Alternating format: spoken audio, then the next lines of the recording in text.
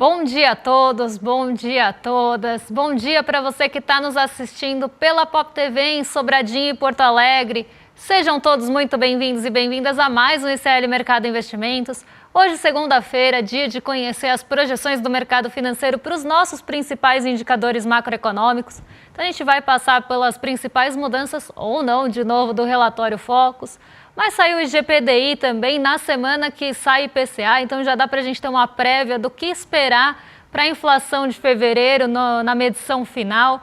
Tem balança comercial também que saiu na sexta à tarde e a gente vai comentar também o crescimento do Brasil em relação a outros países. Mas antes de tudo isso, eu vou dar bom dia para o André. Bom dia, André, como você está? Bom dia, Débora. Bom dia a todos os nossos telespectadores. IGPDI saiu, então a gente vai saber o que está pressionando a inflação segundo a métrica da FGV. Importante porque na quarta-feira saem os dados oficiais de inflação, então a gente já vai ter uma noção do que esperar aí para aquele momento. E já vem o spoiler, né? Então os problemas continuam sendo os mesmos que a gente viu no IPCA 15. Também temos o relatório Focus, para saber o humor do mercado. O mercado continua bem preguiçoso, não quer mudar a sua narrativa, quase não fez mudanças.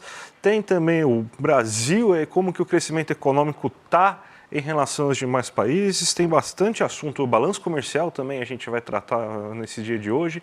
Então a gente já pode passar para a nossa agenda, né, Débora? Então o que nosso telespectador pode esperar desse dia, essa segunda-feira pós-carnaval, né? Começou o ano. Pois é, a primeira semana completa aí depois do carnaval, porque semana passada a gente teve só 2 dias e meio, por exemplo, de negociação no mercado.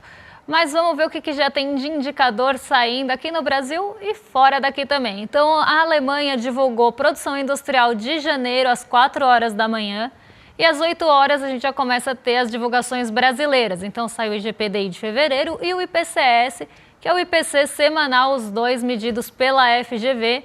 8h25, relatório Focus, ou Boletim Focus, trazendo as principais perspectivas do mercado para os indicadores no fim desse ano, no próximo, e subsequentes também, mas aí já muito distante. Se o mercado não acerta nem as projeções mais próximas, quem dirá as distantes. Então a gente vai tratar com vocês esses 2 anos seguintes aí. Temos também Fed de Nova York, meio-dia, divulgando expectativas de inflação de fevereiro.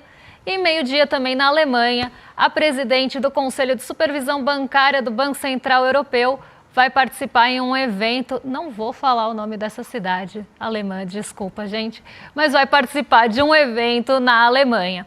Em seguida, hoje a agenda está um pouco mais enxuta, tá? Tem só mais uma página. Em seguida, a gente tem presidente do Fed de São Luís participando também em uma conferência anual. Lembrando que principalmente em semanas que temos medição de inflação, e não só aqui no Brasil, lá nos Estados Unidos também tem CPI, Índice de Preços ao Consumidor, e PPI, Índice de Preços ao Produtor nessa semana. Então, todos esses discursos de dirigentes do Banco Central acabam ganhando um pouco mais de relevância, porque se espera que eles vão dar alguma sinalização em relação à política monetária, ainda mais depois da semana passada que os dados de emprego acabaram decepcionando um pouco. Então, cresce essa expectativa de corte de juros já em maio. Então, está todo mundo de olho para ver se eles vão falar algo que sinalize justamente nessa direção. Temos também balança comercial semanal às 15, esse também velho conhecido nosso da agenda. PIB do quarto trimestre do Japão sai 8h50 e continua tendo a reunião do governo chinês, o Congresso Nacional do Povo da China, aquela reunião que para o mercado e para questões mais econômicas ficam esperando que saia alguma medida de estímulo chinesa. E temos ainda a reunião do Eurogrupo na Bélgica hoje ao longo do dia, André. Uma agenda bem esvaziada, né? Da mesma maneira que a gente tem aqui no Brasil aí o relatório Focus também bastante esvaziado, quase sem nenhuma mudança aí de projeções econômicas, né? O nosso querido Boletim Focus, que não teve aí, só mudou a inflação prevista, né? Então continua com o mesmo ritmo, né, de acreditar que a gente vai ter uma inflação mais elevada, mesmo com um crescimento econômico menor, com a economia desacelerando. Se no ano passado a justificativa da inflação mais elevada para o relatório, no Boletim Focus, era que o Brasil estava crescendo demais acima do seu produto potencial e para isso você tinha que tacar juros na economia, fazer a Selic ficar lá em cima para controlar esse crescimento econômico, você precisava desacelerar. Esse ano, que já tem o sinal de desaceleração econômica e com uma previsão menor aí de crescimento econômico, mesmo assim parece que não está causando efeito nas projeções de inflação desse ano. Parece que mesmo assim o governo, na visão deles, o governo ainda está gastando muito, né? Isso daí vai gerar inflação mesmo, mas sem crescimento, também não dá para entender muito bem qual que é a lógica deles nessa situação, mas isso justificaria uma Selic tão elevada. Vamos ver então quais são as projeções aí do nosso querido amigo mercado financeiro para esse ano. Então a única mudança foi em relação ao IPCA, então eles acreditam numa inflação de 5,68, não teve nenhum dado importante aí para você mudar a projeção da inflação, não teve divulgação de nada muito relevante, principalmente na última semana, então não dá para saber de onde que veio essa alta de perspectiva.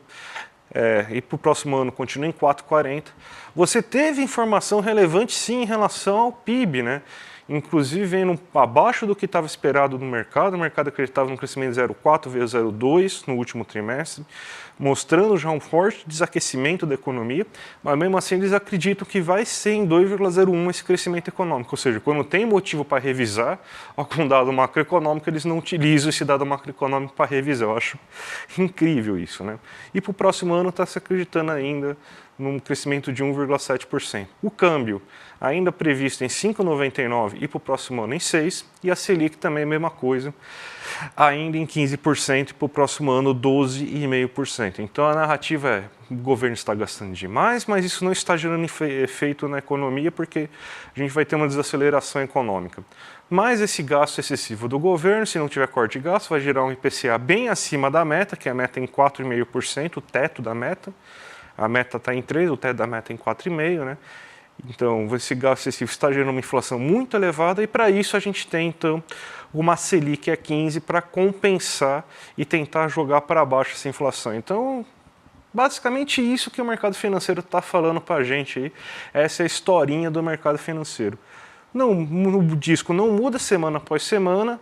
E tá aí o nosso garoto de recados aí tentando fazer mais uma semana ser ouvido aí, querendo que o governo corte gastos aí e mais ainda, né? Então não foi aquele pacote lá do Haddad no final do ano passado, não foi o suficiente. Eles estão revoltados, eles querem mais corte de gastos, né, Débora? Exatamente. E quando a gente vê principalmente a Selic em 15, a gente começa a entender que realmente é uma pressão. Por quê? A gente teve o PIB em 3,4 no crescimento anual, então teve um crescimento bem em linha, né? Se a gente for pensar, foi um acerto na margem, porque o mercado está prevendo 3,5 em relação ao PIB, vem em 3,4. Então esse dado até ficou praticamente em linha com o esperado. O trimestre, né, que é o trimestral que vem em 0,2, o esperado era 0,4, vem um pouco abaixo também, mas nada muito preocupante em relação à disparidade com a projeção. Só que mesmo assim, né, o mercado ele focou que veio abaixo do esperado. E seria um excelente momento para despressurizar os juros futuros, principalmente. Então, poderia, né, já que se tem uma expectativa que o Brasil ia crescer mais do que o esperado, ia crescer acima do PIB potencial, que era o que o mercado vinha contando de história, já que veio abaixo, inclusive, da projeção, poderia ter acontecido realmente uma queda na pressão que vem na Selic, principalmente por meio dos juros futuros, que acabam respondendo um pouco mais rápido que o Focus, porque até deslocar a mediana pode levar um tempinho. Mas a gente não viu isso acontecer, não imediatamente. Então o mercado ele continua, mesmo com o PIB desacelerando no quarto trimestre, mesmo com o PIB abaixo das próprias projeções do mercado financeiro, ele continua fazendo pressão para que a Selic fique alta. E isso vai desaquecer e vai desacelerar ainda mais a economia. E eles deixam a Selic alta justamente com base aí, né, com embasamento de que isso é para segurar o IPCA, que eles estão projetando semana após semana, sem nenhum dado que também embase isso, porque a gente não vê nenhum dado de inflação novo, ou algum dado que veio muito acima das projeções, que pudessem aí levar o IPCA para 5,68 nesse ano. Mas se não tiver o IPCA em 5,68, como você sustenta a história da Selic em 15? Você poderia até usar o dólar para isso, usar o câmbio. Vamos deixar a Selic em 15, porque aumenta o diferencial de juros e entra recurso aqui. Mas nem é essa história que está sendo contada no final das contas. É justamente para desacelerar a economia, que estaria mais aquecida do que o necessário, e que isso estaria trazendo a inflação. Só que aí a gente vê os dados do próprio mercado contradizendo isso e não chegando ao Focus, pelo menos ainda, e nem nos juros futuros, que eu acho mais curioso de tudo isso, que já poderiam estar arrefecendo há algum tempo. Vamos agora então falar do IGPDI, Débora, que aí sim saiu um dado inflacionário, quem sabe eles usem, né, isso para mudar. Vai mudar, né? Mais uma vez eles vão aumentar a inflação baseado nisso, e tem IPCA também, né, para eles usarem como dado, mas daí já dá uma indicação de como que vai ser o IPCA desse mês aí, porque a gente teve uma aceleração de 1% de IGPDI nesse mês de fevereiro. Você teve que principalmente no preço aos produtores e aos consumidores, as duas principais formas de aumento, né, as duas principais fontes de aumento inflacionário nesse mês, e a gente vai começar a mostrar agora os dados para vocês entenderem tudo o que aconteceu aí do GPDI, né? Então você vê ó, que estava em 0,11% o IGPDI nesse último mês, em janeiro, e ele subiu agora para 1%, uma alta aceleração. E a aceleração veio justamente do IPA e do IPC, ou seja, do índice de preço ao produtor, que é o IPA, e do IPC, que é o consumidor. Enquanto estava em 0,03% o IPA em janeiro, em fevereiro ele subiu para 1,03%. E o IPC, que estava em 0,02%, ele subiu para 1,18%. Você vê que até no INCC você teve uma queda, né, mas pouco impactou, de fato, aí na formação do índice desse mês. Vamos ver então agora como que ele fica em 12 meses, inclusive, ó, porque ele teve uma aceleração também em todos os casos. Ó. Você tem que o IGPDI ele agora está em 8,78 nos últimos 12 meses. O índice de preço ao produtor agora chega a 10,36. A gente tem que o IPC, que é o preço ao consumidor, chegou a 4,03 e o da construção civil chegou a 7,42.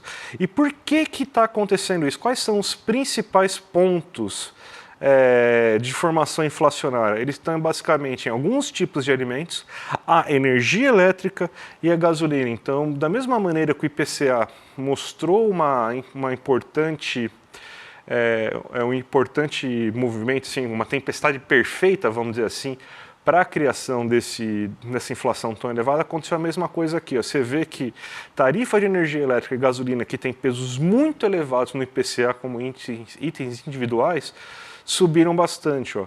Você teve o fim do bônus de Itaipu, então a queda que você teve bem expressiva do preço da energia elétrica em janeiro voltou a ser cobrado, ou seja, não teve alta da tarifa de energia elétrica, inclusive só o bônus foi retirado, então você teve esse aumento, né? Então aumentou em 17,68%. A gasolina também aumentou bastante, um aumento de 2,97%. Janeiro também é época de reajuste dos boletos, né? Então janeiro e fevereiro daí você teve condomínio residencial sendo reajustado, aluguel residencial sendo ajustado, isso aí influencia, você teve esse aumento aí. E o café em pó continua aumentando. Se a gente pegar também aos produtores, a gente vê que, por exemplo, o preço do milho se elevou bastante. E o milho é fonte de alimento para as galinhas, e as galinhas estão agora produzindo menos ovos. Então está muito quente, você tem que está mais caro alimentar a galinha também, então o preço do ovo acaba sendo pressionado para cima. Quedas importantes: passagem aérea, batata inglesa, cinema, cebola e leite longa-vida. Então a gente vê que as causas são as mesmas, né? Café, o milho, daí está interferindo no preço dos ovos, a energia elétrica, a gasolina. Então basicamente é o mesmo filme repetido que a gente já viu do IPCA 15, né? Então vai ser uma inflação marcada por esses itens principalmente, e a gente pode esperar um IPCA final aí aos mesmos moldes do IPCA 15, né, Débora? O que mais eu acho interessante em relação ao IGPDI desse mês é que a FGV, diferente, né, do IBGE, que leva um tempo para ter essa medição, ela traz o núcleo. E quando a gente vê o núcleo do IGPDI, ele vem estável há muito tempo. O núcleo ele exclui os preços mais voláteis. Então, o núcleo do IGPDI, ele está praticamente estável ali orbitando 0,40. Na verdade, não é nem do IGPDI, tá? É do IPCDI, que é o índice de preços ao consumidor.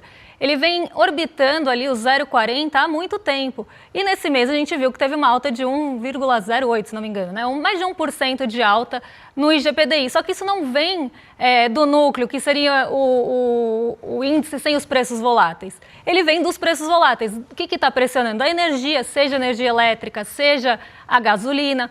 Está pressionando também os alimentos de forma geral. Então o café, aqui no caso, vilão da inflação há algum tempo, também vem pressionando. Só que quando o mercado ele pega esse dado, ele não faz esse trabalho de olhar núcleo normalmente, olhar o que está puxando. Deveria fazer, porque aí não cometeria, né, não daria aquela gafe, não cometeria o erro de jogar o IPCA para cima, porque está tendo uma aceleração inflacionária e isso faz com que a inflação, com que a Selic esperada fique mais alta. Porque núcleo, você ainda pode ter alguma sensibilidade a juros. Quando você exclui, né, preços voláteis, você está excluindo preços voláteis não à toa.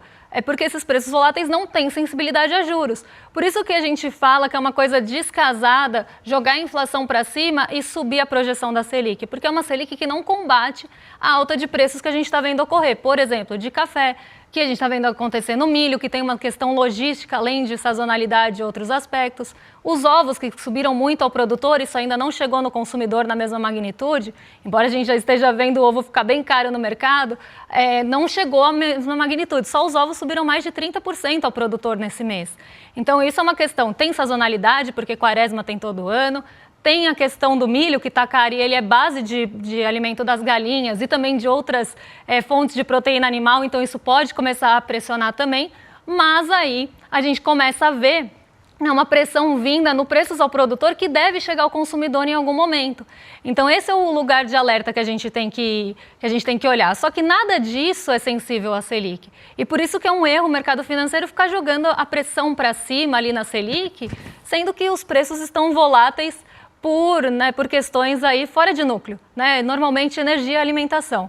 E nesse caso do IGPDI fica muito claro, tanto no produtor, se a gente for olhar, quanto ao consumidor, no caso, que é o que é medido de verdade. Mas o preço ao produtor também não veio alto por uma questão aí realmente de núcleo também, né? Se a gente fosse olhar assim, são commodities, o milho que está pressionando, são os ovos em consequência do milho, do calor da quaresma e tudo junto, né? A fuga das galinhas aí acontecendo, o grão de café no produtor, também o pó de café ao consumidor. Então são preços que não vão ter sensibilidade. Você pode subir a Selic para onde você quiser, que eles não vão ter a sensibilidade, vão continuar altos, principalmente quando negociados no mercado internacional.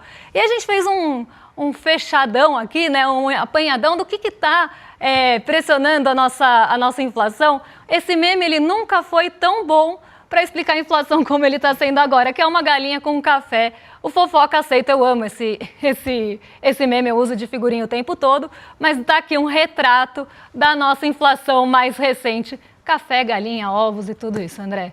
Vamos agora então para a balança comercial aí, que teve o primeiro déficit, né? Então você teve o primeiro déficit mensal de janeiro de 2022 da balança comercial, e isso aí é explicado por dois motivos. Você tem uma queda nas exportações, então você está exportando menos do que estava se exportando no mês anterior, por exemplo. Então você teve uma queda mensal no nível das exportações, e a gente teve uma importação muito cara, que foi a importação de uma plataforma de petróleo. E essa importação dessa plataforma de petróleo, ela aumentou consideravelmente o resultado, né, o volume importado nesse mês de janeiro. A gente tem até aqui para mostrar para vocês aqui os dados, né, do acumulado no ano e os dados mensais. Então a gente vê que o nosso comércio exterior ele começa muito fraco esse ano. Você tem um saldo de somente 1,9 bilhões aí, sendo que se a gente pegar isso aí um ano atrás, esse saldo aí já estava na casa dos 7, 8 bilhões aí. Então a gente está com um resultado muito abaixo. A gente exportou esse ano 48,25 bilhões, menos que a gente tinha exportado ano passado, e as importações elas estão em torno de 46 bilhões. Então a gente está importando mais ou menos a mesma coisa, só que a gente está exportando bem menos. Então isso está reduzindo bastante o nosso saldo. Se a gente for pegar somente no mês de fevereiro, a gente tem uma exportação de 22,9 bilhões, um valor baixo. Se a gente for pegar, a gente teve algo em torno de 25 bilhões em exportações em janeiro, então isso daí você tem uma queda importante no volume das exportações, e você teve importação na casa dos 23,2, sendo que a gente sempre fica mais ou menos próximo de 20 bilhões em importações, pelo menos nesse último ano, já com os efeitos desse aumento dos investimentos, compra de insumos e máquinas e tudo mais. Teve essa plataforma da Petrobras que foi comprada, aumentou bastante o nível das importações, isso gerou um déficit de 323 milhões na balança comercial, primeiro desde janeiro. Então a gente tem que dar um olhar bem cauteloso, porque a gente não está com o comércio exterior não está forte que nem estava nos últimos anos. Ainda não entraram os efeitos aí das safras, né? As safras ainda não foram vendidas, mas é o que a gente tem que ficar bem atento, né, Débora? Exatamente. Agora a gente vai para o nosso último assunto, que é o crescimento do Brasil, porque na sexta-feira a gente trouxe para vocês quanto cresceu o PIB, né? O PIB ficou em 3,4, a gente já falou aqui em outras ocasiões, mas já saiu aquele ranking, o ranking dos países e também dos grupos econômicos, mostrando ali a posição do Brasil em relação a outros países, segundo a OCDE. Tem outros rankings rolando por aí, tá, gente? E aí é muito curioso, porque o ranking da OCDE coloca, né, países que a OCDE acaba monitorando, coloca o Brasil em 7º lugar. Mas se você vai ver em outras notícias, o Brasil está em outras posições, porque tem outros países sendo considerados, até países menores, asiáticos, que normalmente nem são colocados nesse tipo de ranking, até porque eles pegam grupos econômicos para comparar. Mas tudo vale para falar que o Brasil cresceu menos que o esperado. Eu acho que esse é o grande ponto, né? Quando a gente fala do PIB na sexta-feira, e a gente lê várias matérias, né, para trazer essa informação para vocês, até para ver o que as mídias tradicionais estão falando e tudo mais, a gente vê que o foco foi muito mais no PIB ter ficado abaixo do esperado do que no crescimento de 3,4, sendo que ele ficou bem na margem. Isso quando não noticiavam só o trimestre para não falar que o Brasil cresceu 3,4. Eu vi uma série de notícias nesse aspecto. E aí a gente vê alguns rankings também mostrando o Brasil em outras posições. Isso para esclarecer para vocês que esse ranking é o da OCDE, tá? Então, vamos ver aí em que colocação o Brasil ficou. Já está aqui, né? Já está em 7º, mas ficou Índia com 6,70 de crescimento, a Indonésia com 5, China com 5, inclusive atingindo a meta de crescimento, Costa Rica com 4,30, Rússia 4,10, Dinamarca em 6º lugar com 3,60, o Brasil com crescimento de 3,40%, a Espanha em 8º lugar com 3,20, Turquia 3,20 também em 9º lugar, e a Polônia, a gente pegou só os 10 primeiros, tá? Mas tem mais. A Polônia com um crescimento de 2,90. E aí, sempre lembrando que é da OCDE. Só que tem a comparação também do Brasil com os grupos econômicos. Então, se a gente pega o Brasil em relação ao G7, o Brasil cresceu 3,40, enquanto o G7 cresceu 1,70. A própria OCDE também cresceu 1,70, então o Brasil crescendo aí muito mais do que os grupos econômicos. A União Europeia considera 27 países 1%, e a zona do euro considera 20 países 0,90. Então a gente vê o Brasil com um ritmo até acelerado de crescimento, em 7º lugar no ano, e comparado ali com países que estão crescendo bastante, né? Ficamos atrás, por exemplo, da Índia, que vem crescendo bastante há algum tempo já. Então aqui a gente vê essa comparação, mas o que eu mais queria trazer para vocês é o foco que foi dado na abordagem do PIB na sexta-feira. Porque aí a gente começa a ver quando que a narrativa convém ou não. Né? Porque quando convém, aí fala que está crescendo demais. Mas para falar que desacelerou e focar na parte ali de crescer o menos que o esperado, também vale tudo. E acho que a gente fecha o programa com essa reflexão com vocês. É bem interessante o que você fala, porque o foco, muito assim, a gente falou também do crescimento que teve uma desaceleração também, que teve essa desaceleração muito por causa de o que fizeram, né, com a Selic, essa pressão toda vem de mercado financeiro, o Brasil está crescendo demais, isso é um absurdo esse crescimento tão elevado da economia brasileira. Fizeram o que fizeram, colocaram a Selic naquele patamar e daí você teve um recuo da economia brasileira, uma desaceleração que, assim, não sei se você concorda, mas não tinha como você não ter uma desaceleração com esse cenário todo que pintaram, com Selic se elevando, promessa de 3 altas consecutivas da Selic. Então era impossível não ter essa desaceleração. Aí o que acontece? A mídia vai lá, com aquela cara de Pikachu surpreso, fala assim, nossa, a economia desacelerou. Por que será que a economia desacelerou, né? Será que é porque colocou a Selic nesse patamar tão elevado aí como todos os grandes analistas aí da grande mídia quiseram colocar? Talvez seja isso, né? Não estavam reclamando que a economia estava crescendo muito? Então, a economia agora começou a desacelerar. Então, e eles acabaram focando assim, parece que assim, é só para criticar, né? Você vai lá, faz toda essa palhaçada aí de pedir desaceleração econômica, precisa desacelerar, está crescendo muito. O pessoal até perdeu a vergonha de falar que o emprego está muito baixo, desemprego está muito baixo, isso faz mal para a economia. O pessoal chegou a falar isso, né? Então, pessoal, os economistas perderam a vergonha de falar esse tipo de coisa, né? Na minha época, pelo menos, as pessoas tinham vergonha de falar frases como essa, mas parece que perdeu-se a vergonha completa de falar frases dessa magnitude, né? Mas pediram colocar a Selic lá em cima com o intuito, tá claro, você lê qualquer ata do Copom, precisa se desacelerar a economia, e conseguiram. E agora fala, meu Deus, a economia não está tão crescendo tão bem quanto eu estava esperando, né? Óbvio que não vai crescer tanto assim como você estava esperando por toda a situação, todo esse caos econômico, né, Débora? Exatamente. É aquela coisa, né? A gente sempre chama ela, nossa amiga Kendi. Quem diria que deixar a Selic tão alta, com promessa de 2 altas ainda seguidas, e uma Selic alta já no fim do ano passado, iria desacelerar a economia, sendo que esse era o objetivo da própria Selic. Kendi, né, André? Vamos chamar então, porque tem novidade hoje, Débora, vai ter uma estreia aí.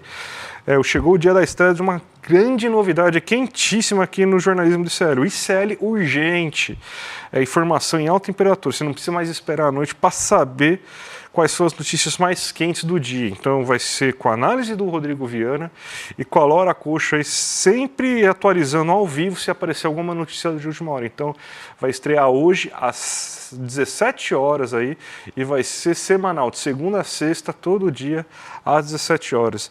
E chamar também para a nossa live aí que vai acontecer quando que é? No dia 16 de março, né? Então vai ser nesse domingo, 16 de março. A nossa live que a gente vai fazer com a filha do Muhammad Ali, a Mariam Ali, que vai contar a história do lutador de boxe, maior lutador de boxe de todos os tempos aí, que é a lenda Muhammad Ali, né? Então vai ter uma aula magna inédita sobre essa figura emblemática na luta dos direitos humanos e igualdade racial, né?